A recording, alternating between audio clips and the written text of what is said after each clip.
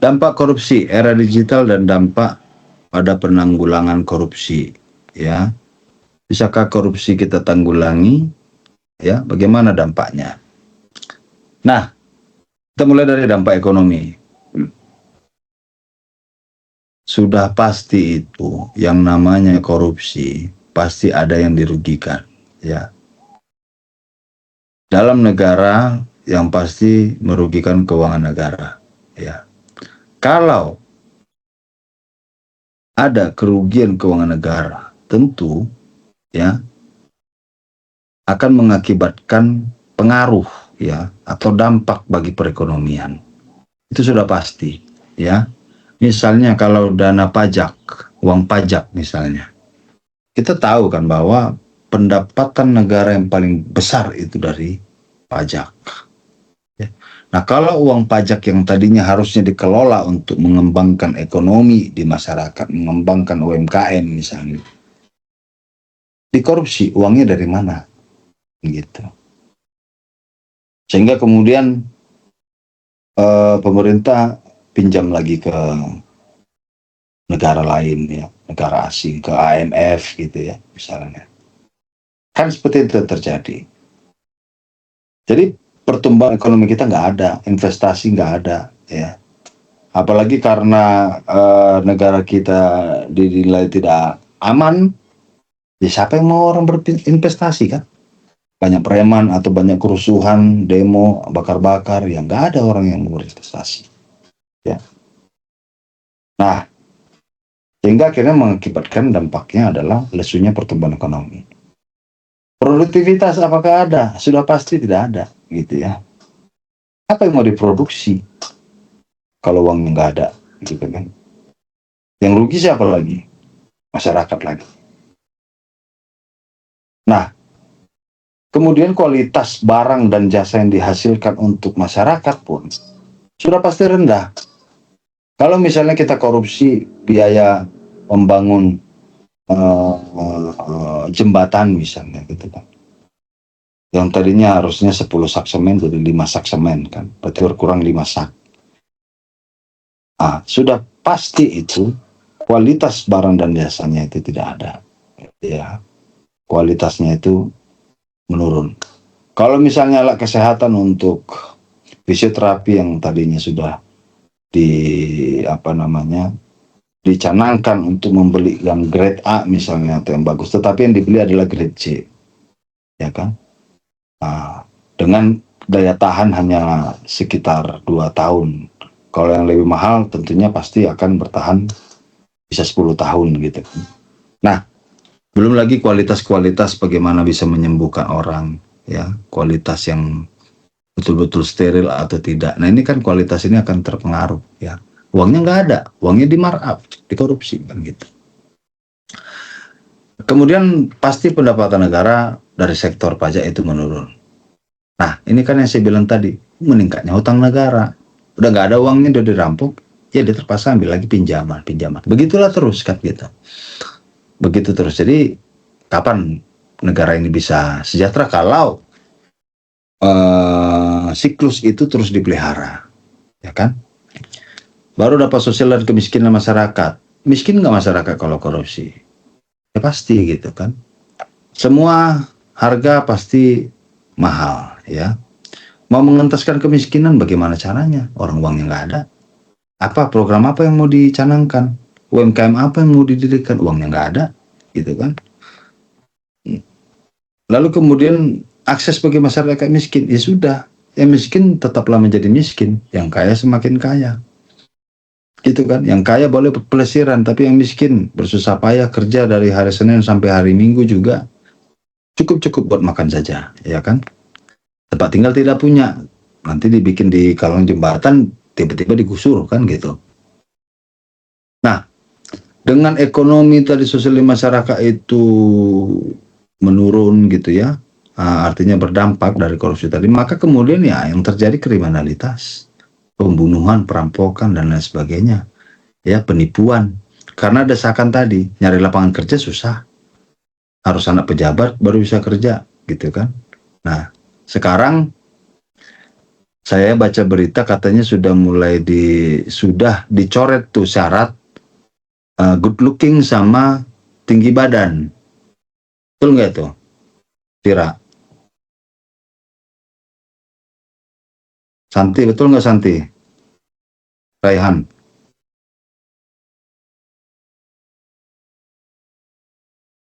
Ini masih masih Betul Pak, betul. masih ada ya. Karena katanya nggak ada hubungannya gitu kan. Jadi sehingga yang mohon maaf tidak good looking berarti dia nggak bisa dong bekerja. Tidak dapat pekerjaan dong selamanya gitu kan. Nah, kalau dia pendek misalnya tingginya cuma 100 meter, 100 meter, 100 meter mah ketinggian dong ya. 150 misalnya, 150 cm gitu kan. Nah, berarti nggak akan bisa dong dia bekerja, ya kan? Nah, kalau tidak ada pekerjaan maka orang akan susah memenuhi kebutuhan hidupnya, sehingga akhirnya ujung-ujungnya berbuat kejahatan atau kriminalitas, perampokan, pencurian, penipuan, dan lain sebagainya. Itu selalu itu ya, dampaknya itu. Solidaritas sosial semakin langka dan demoralisasi, ya sudah pastilah ya. Udahlah pikirin diri masing-masing aja lah, lo lapar, yang penting gue kenyang gitu kan. Silahkan pikirin dewek-dewek gitu kan. Masa bodoh ya, lo mau mati sendiri gitu kan kasarnya. Nah, dampak birokrasi pemerintahan, matinya etika sosial politik ya.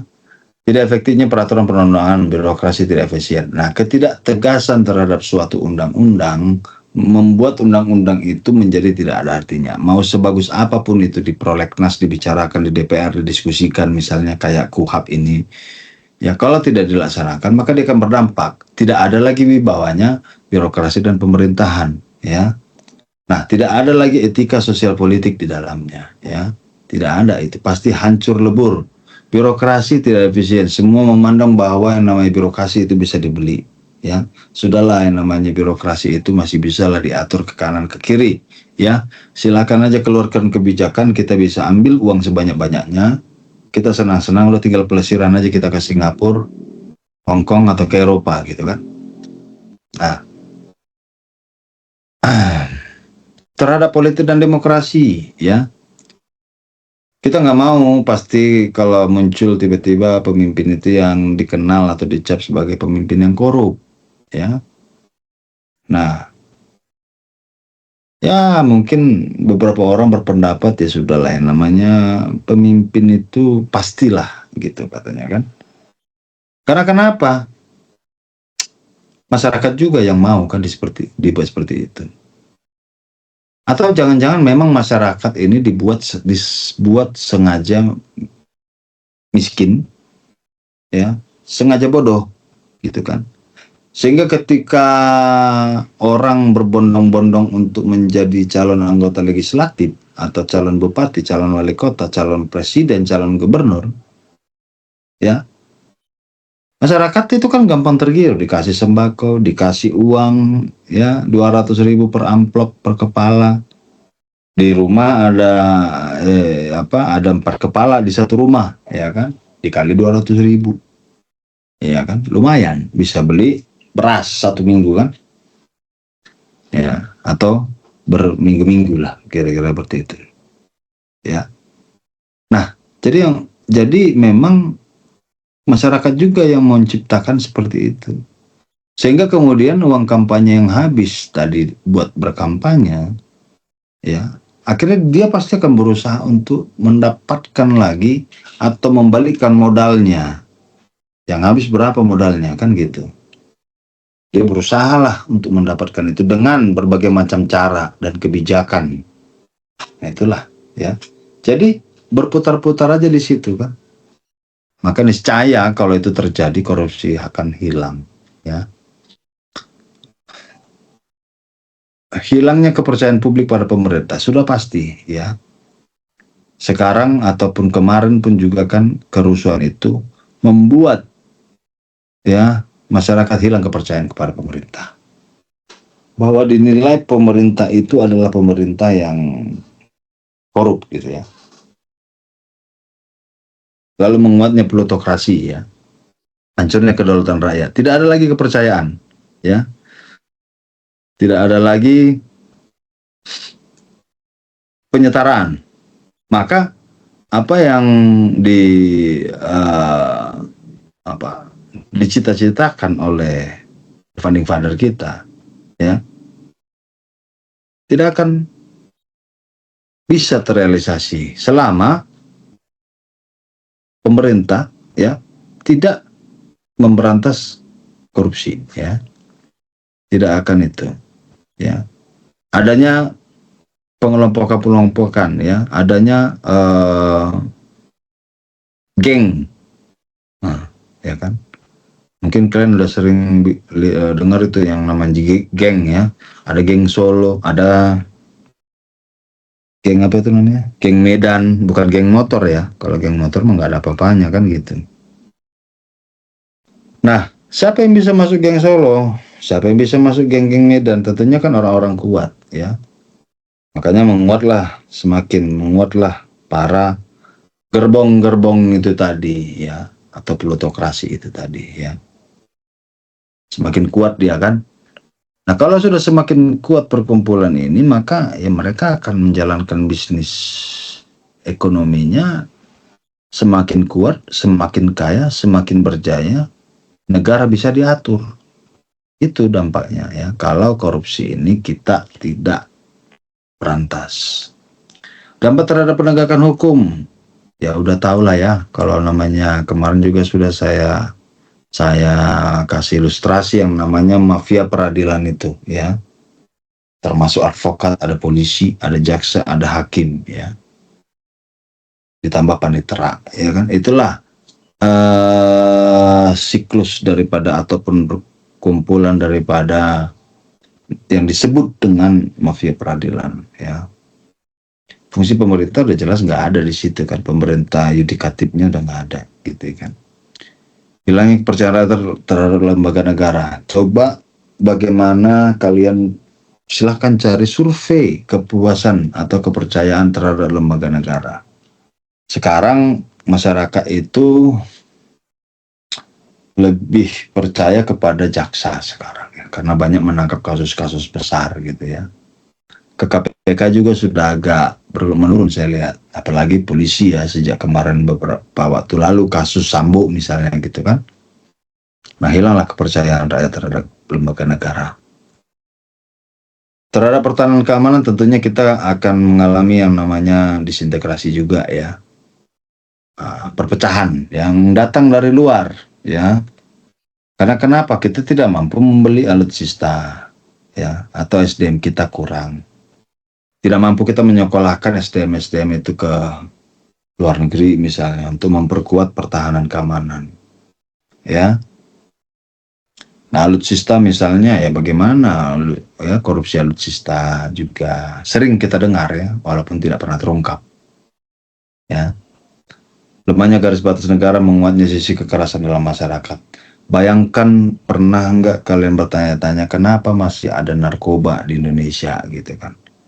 Kenapa masih bisa beredar sementara di perbatasan laut kita punya yang namanya angkatan laut, kita punya bea cukai, di bandara juga seperti itu, ya, di darat juga kita punya polisi, punya tentara, angkatan darat kan, tapi masih bisa lolos gitu kan. Bahkan bisa bertransaksi di dalam penjara, ya. Tentunya kemudian, ya, masyarakat tidak bisa tenang, akhirnya kemudian terjadilah yang namanya saling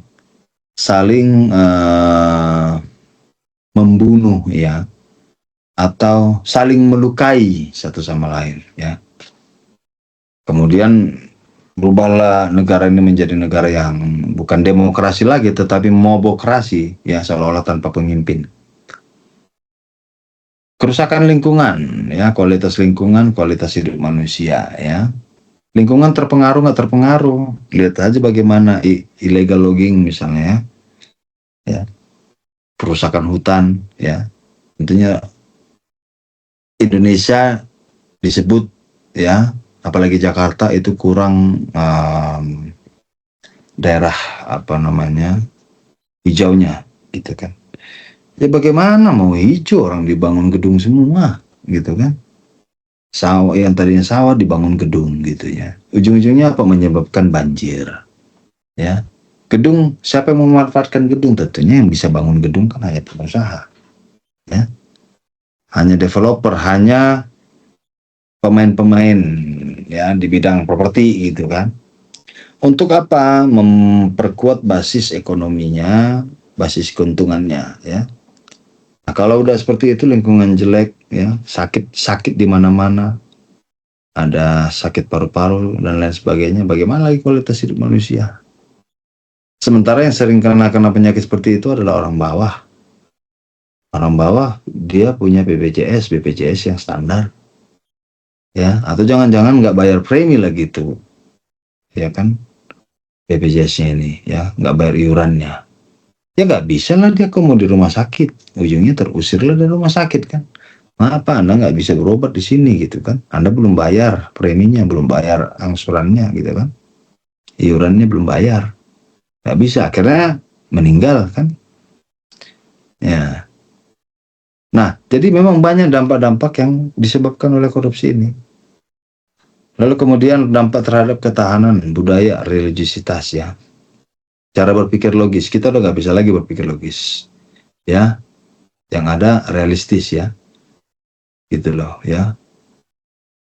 Besok bagaimana saya bisa mendapatkan makan misalnya. Besok bagaimana saya bisa mendapatkan penghidupan yang layak.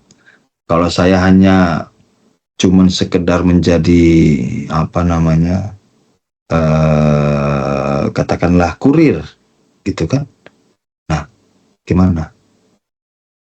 Ya, udah nggak bisa lagi kita berpikir normal, sehingga ya kriminalitas tadi terjadi gitu kan. Memudarnya nilai budaya ya. Nah, ada orang menyebutkan korupsi itu adalah budaya gitu kan.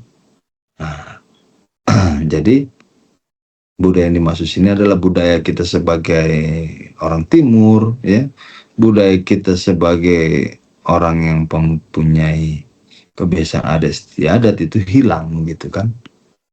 Hilang karena kita tidak akan memandang lagi sisi-sisi budaya apa yang mau kita kembangkan di situ dengan korupsi, nggak ada ya.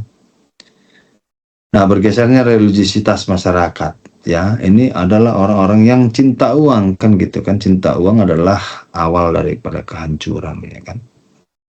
Nah, rusaklah semua apa yang kita dengar sewaktu-waktu atau sehari-hari di rumah ibadah, di masjid, di gereja, di vihara dan lain sebagainya ya, bahwa karena ternyata kita tidak bisa lagi berpikir logik kan ya kan, karena agama itu kan sesuatu yang tidak masuk akal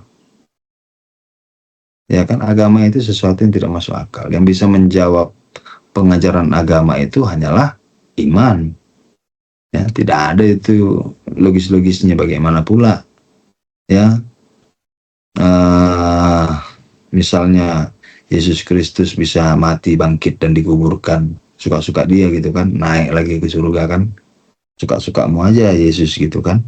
Makanya ada lagu suka-sukamu Tuhan kan gitu misalnya. Demikian juga agama lain kan, mungkin ada suatu keajaiban mujizat yang diciptakan oleh para nabi-nabi kan gitu. Apakah bisa kita membuat keajaiban itu karena kita manusia biasa? Kan tidak bisa. Tapi kita percaya apa yang ditulis di Alkitab atau di kitab suci Al-Quran misalnya. Percaya karena iman yang menjawabnya.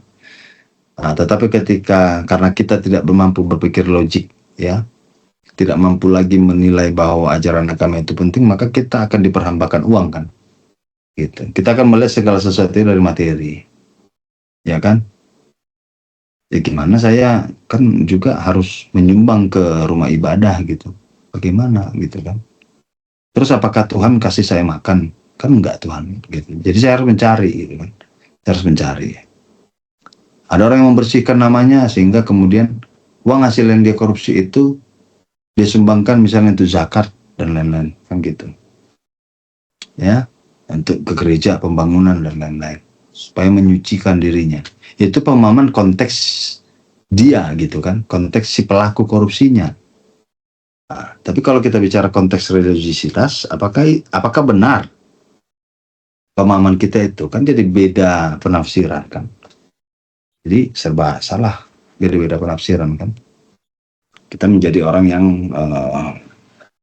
berusaha melakukan pembenaran. Ya. Nah, era digital dan dampaknya pada penanggulangan korupsi. Meningkatnya kualitas kejahatan korupsi ya. Era digital ini juga membuat banyak hal-hal yang negatif terjadi ya. Karena kenapa orang juga semakin canggih untuk melakukan kejahatan korupsi ya. Kita pun seperti tadi banyak tontonan-tontonan flexing membuat kita untuk serba instan mencapai sesuatu. Baru ada permisivisme akibat paparan informasi ya. Jadi permisif kita ya. Hoax tantangan pemberantasan korupsi ya, hoax kita nggak percaya ya kan, ada tantangan ya udahlah, nanti kan ditahan nih karena korupsi, ya udah ya kan, saya tinggal bayar aja di dalam, bikin kamar mewah, atau saya beli rumah di belakang lapas kan gitu, bisa aja kan, bisa nggak bisa ya. Nah terus kemudian ya, era digital dan peluang pada upaya pemberantasan ya. Kalau kita menjadikan era digital ini sebagai upaya kita untuk berkampanye stop ya korupsi, atau kami anti korupsi gitu kan ya. Nah itu bagus, tapi kalau misalnya kita malah mencari-cari informasi bagaimana menjadi koruptor yang aman, tidak tersentuh ya. Ya, nah pasti kita akan melihat nih, kok Setia Novanto bisa ya dia ngajukan kasasi untuk pengurangan hukuman misalnya, PK gitu kan, peninjauan kembali. Ya, kok bisa gitu?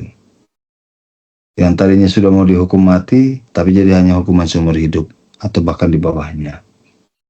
Kok bisa? Sehingga oh bisa toh ternyata gitu kan. Sampai sini ada pertanyaan nggak? Nah, cukup ya kuliahnya ya? Ya Cukup, Fir? Pak. Cukup ya Fir? Iya Pak, cukup.